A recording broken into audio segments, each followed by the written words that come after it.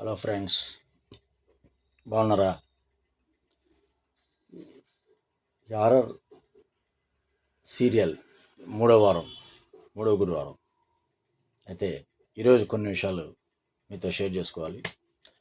అయితే పోయిన వారం రంగనాథ్ అనే వ్యక్తి అనుమానాస్పదగా ఉరి వేసుకున్నాడు. పోలీసు కానిస్టేబుల్ చూశాడు, అంత షాక్లో ఉన్నారు. అక్కడ వరకు చెప్పారు. అయితే వెంటనే పోలీస్ డిపార్ట్మెంట్ వచ్చింది, క్లూస్ టీమ్స్ వచ్చారు.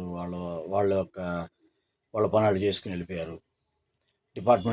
పోలీస్ డిపార్ట్మెంట్ ఇంకొంచెం చాలా స్ట్రిక్ట్లీగా సీరియస్గా తీసుకుంది ఈ విషయాన్ని. ఒకే అపార్ట్మెంట్లో 15 రోజుల్లో 2 మర్డర్లు జరిగినాయని సీరియస్గా ఉంది. పోలీసు నిఘా పెంచారు. అపార్ట్మెంట్స్లో వాళ్ళందరూ భయపడుతున్నారు. ఇవరకు వాళ్ళు నైటు రావాలంటే బయటికి భయపడుతున్నారు. బిక్కుమంటూ ఉండాల్సి వస్తుంది. ఒక్కొక్క ఫ్లాట్లో కొన్ని కదా ఉన్నాయి. పక్క ప్లాట్ ఖాళీ ఉందంటే ఇవి పక్కనున్న ప్లాట్ వాళ్ళు భయపడుతున్నారు. ఆ విధంగా భయంతోనే ఉన్నారు. ఇల్లు వదిలి వెళ్ళారు కదా గబక్కనే చూసుకుని. అయితే ఎవరికాళ్ళు కొంతమంది నిమ్మకాయలు తెచ్చుకోవడం, లేదా దేవుడు దండాలు పెట్టుకోవడం ఇలా జరుగుతుంది.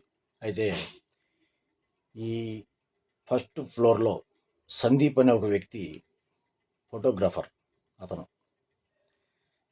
ఇతనికి ఫోటోలు తీసే ఒక హాబీ బాగా ఎక్కువ. పగలు తీస్తాడు, ఈ శ్మశానాలకి చాటికి పగలు తీస్తాడు, నైట్ తీస్తాడు, ఫోటోలు అన్నీ తీస్తాడు.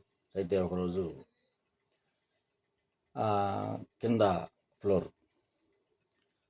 కింద ఫ్లోర్లో అపార్ట్మెంట్ కింద ఫ్లోర్లో చివరి ఫ్లాట్ అదంది. ఆ ఫ్లాట్ పక్క గోడవతలంతా ఖాళీ ప్లేస్, మొక్కలు, చెట్లు. నైట్ పూట అయితే గీజురమని శబ్దం వస్తుంటాయి. అయితే ఇతనికి ఆ శబ్దాలన్నా ఈ ఫోటోలు తీయటం అన్నా అతనికి ఒక ఇష్టం. అతను మ్యారీడ్ కాదు.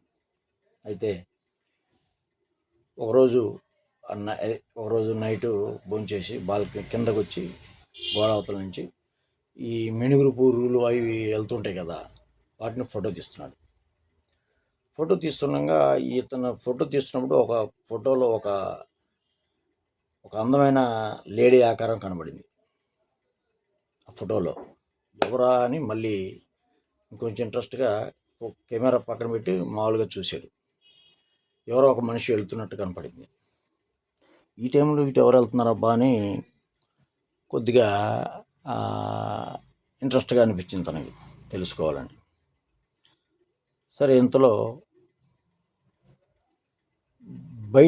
రూమ్ బయట తలుపు చప్పుడు వినబడింది. సరే, ఇతను నుంచి కింద ఉన్న వెనక వైపు నుంచి డోర్ క్లోజ్ చేసుకుని లోపలికి వచ్చి లోపల నుంచి ఎదర తలుపు తీశాడు. ఎవరు కనబడలా. ఎగ్జాక్ట్లీ నైట్ 11 o'clock అవుతుంది. సరే, తలుపు వేసుకుని మళ్ళీ లోపలికి వచ్చాడు. ఇతనికి ఏంటంటే ఈ ఎవరో లేడీ కనపడింది, అది ఎవరో తెలుసుకునే ఇంట్రెస్ట్ బాగా ఉంది. అయినా తలుపు తీశాడు, ఎవరు లేరు. మళ్ళీ లోపలికి వచ్చి మళ్ళీ వెనక్కి వెళ్ళాడు. మళ్ళీ వెనక్కి వెళ్తే సేమ్ అలాగే ఇందాక ఎలాగైతే కనపడిందో అతనికి, అలాగే మళ్ళీ ఒక మనిషి వెళ్తున్నట్టు కనపడింది. అసలు అక్కడ మామూలుగా నైట్ ఎవరో మనుషులు తిరిగే ఇది కాదేది.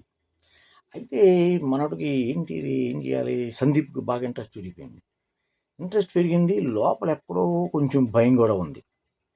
భయం అంటే ఈ సీరియల్ మర్డర్స్ జరుగుతాయి కదా, అదొకటి ఉంది. సరే, బేసిక్లీ నీకు ఫోటోగ్రాఫర్ కాబట్టి కొంచెం ధైర్యం కూడా ఉంటుంది. సరే, మఫ్లర్ అది వేసుకుని టార్చ్ లైట్ ఒకటి తీసుకుని ఈ ఎదరి నుంచి అయితే వెళ్ళటం కుదరదు. కానిస్టేబుల్స్ ఉన్నారు కదా, బయటికి వెళ్ళనట్లేదు. చాలా స్ట్రిక్ట్లీగా ఉంది అక్కడ. పరిస్థితి చాలా దారుణంగా ఉంది. నైట్ పూట భయాందోళనలో బతుకుతున్నారు ఆ ఫ్లాట్లో వాళ్ళంతా, ఆ అపార్ట్మెంట్లో వాళ్ళంతా. సౌండ్స్ రావటం ఎవరికి తప్పదు, ఉంటున్నారు.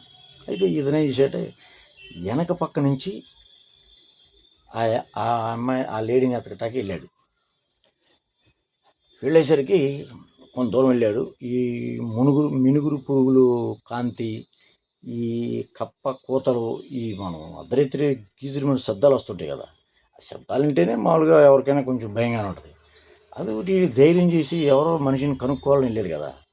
ఈ కనుక్కొని వెళ్ళటమే ఏ మనిషికైనా. ఇప్పుడు మనం సంబంధం లేని, మనకి తెలియని ఒక ఒక పరిచయం లేని మనిషి కావచ్చు, లేదా ఇంకోటి కావచ్చు, సమయం సందర్భం కానీ సమయంలో ఆ యొక్క చీకట్లో ఎవరో వెళ్తున్నారు, వాళ్ళని ఎవరో తెలుసుకోవాలన్నటమే అదొక కర్మ. అంటే ఆ టైం బాగుంటారు చూసారా, అది ఇతను వెళ్తున్నాడు.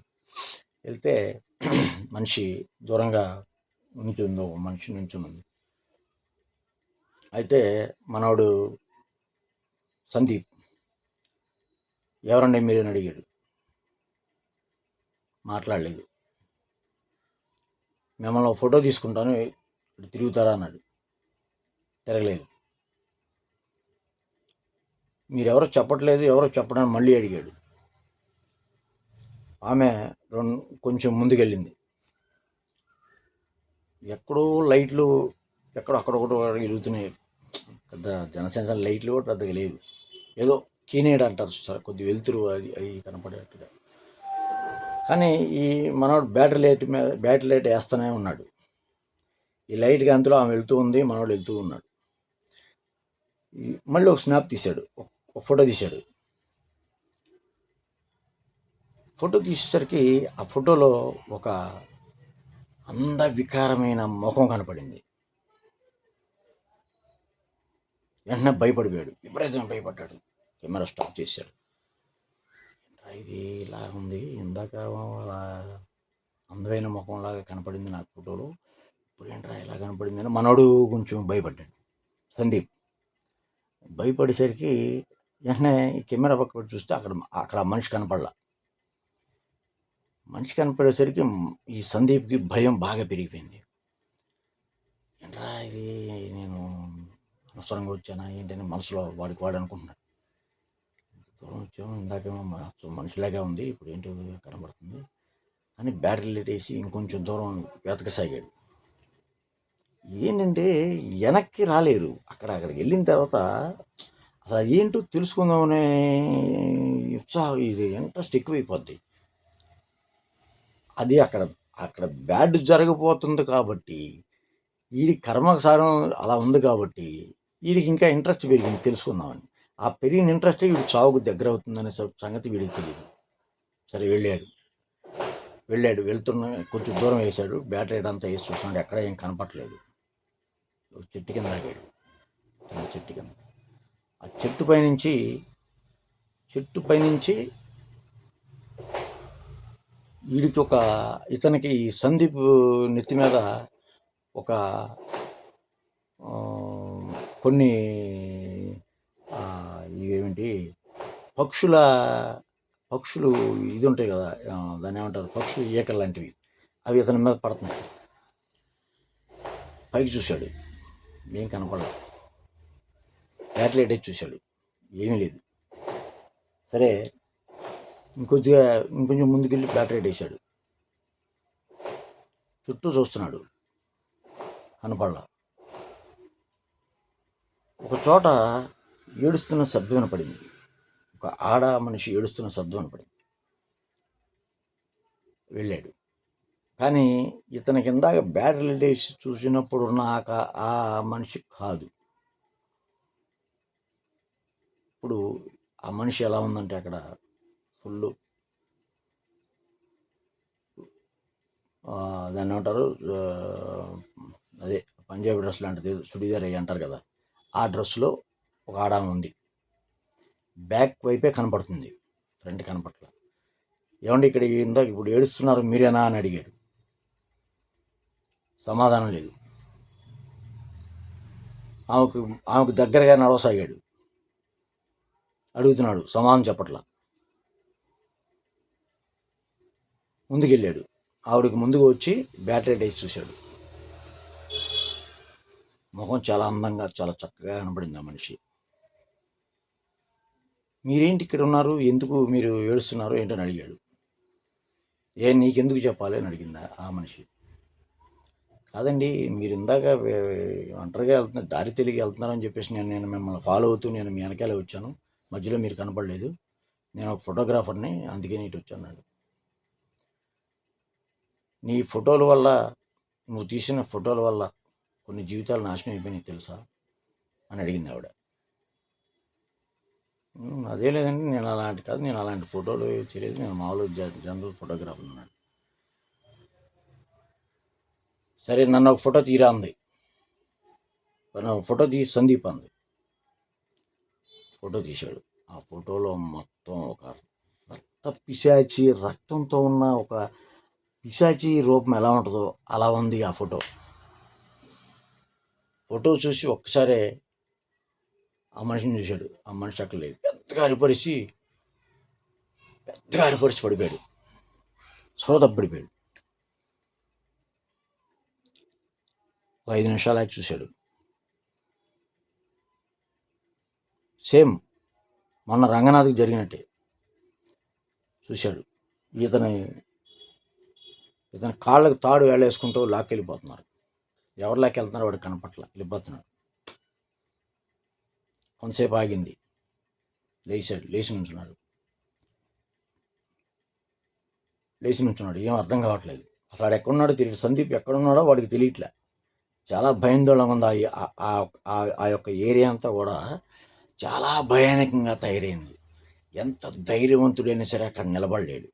అలా ఉంది అక్కడ సిచ్యువేషన్. మొత్తం నిర్మానుష్యం, చీకటి. ఏం జరుగుతుందో వాడికి తెలియదు. అసలు ఎవరో నన్ను ఎందుకు ఇలా అన్నారు, నేను ఎందుకు ఫోటో తీశాను, ఇలా ఎందుకు వచ్చాను, ఈ కుసులన్నీ వాడు వేసుకుంటున్నాడు. వాడు వేసుకుంటున్నాడు ఇవన్నీ. సడన్గా సేమ్ ఓ తాడు మెడకు పడింది, విడుచుకుంటూ వెళ్ళింది. తాడు గాలాడేసుకుని, చెట్టు గాలాడేసుకుని చచ్చిపోయాడు. Same first 3rd floor 4th ఫ్లోర్లో సాఫ్ట్వేర్ ఎలా అయితే చనిపోయాడు ఉరిపోసుకుని, రంగనాథ్ మొన్న దారిలో ఇంటికి వెళ్తున్నాగా దారిలో ఎలా రంగనాథ్ ఉరిపోసి చచ్చిపోయాడు, సేమ్ ఇతను కూడా అలాగే చనిపోయాడు. ఆ కెమెరా అక్కడే పడిపోయింది, చనిపోయాడు. పొద్దున్నే మళ్ళీ పోలీసులు ఎదుగుతానికి వచ్చారు. ఏం జరిగిన తర్వాత ఇది వాసు. మీకు ఇంట్రెస్ట్గా ఉంటే చూడండి, ఇంట్రెస్ట్గా ఉంటుంది.